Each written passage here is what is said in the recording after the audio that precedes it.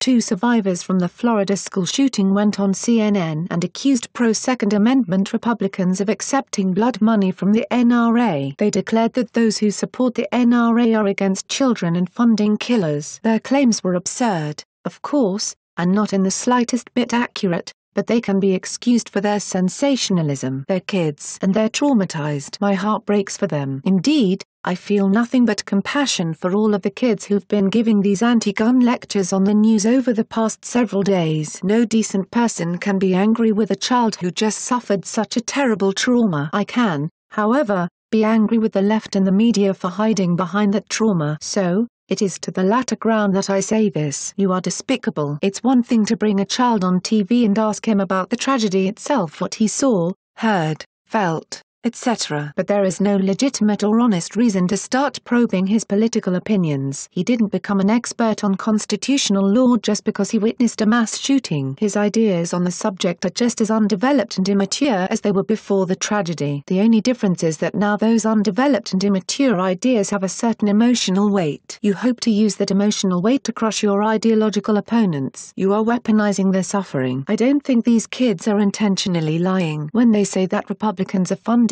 killers. They are saying what they honestly believe and probably were told is true. But you know better. So when you bring a shell-shocked kid on TV to say untrue things, he is not lying but you are. And worse, you are hiding the lie under the bodies of 17 dead children. I don't have the words to express how contemptible this tactic truly is. Those of us who care about the truth are left with two options. Neither of them ideal. We can surrender to the emotional blackmail and just let the propaganda stand unchallenged. Or we can state the truth, and risk coming across as heartless sociopaths fact-checking a mass shooting survivor. You win either way, in your mind. And maybe you do. Maybe the strategy works. But it's still evil. And I think it should be stated for the record that you don't care at all about these kids. They are just a means to an end for you. Shame on you. Like and share this video on Facebook and Twitter if you agree. Don't forget to support this channel by clicking on the donation link down below and subscribing so you never miss any of our trending reports. What do you think about this report? Scroll down to comment below.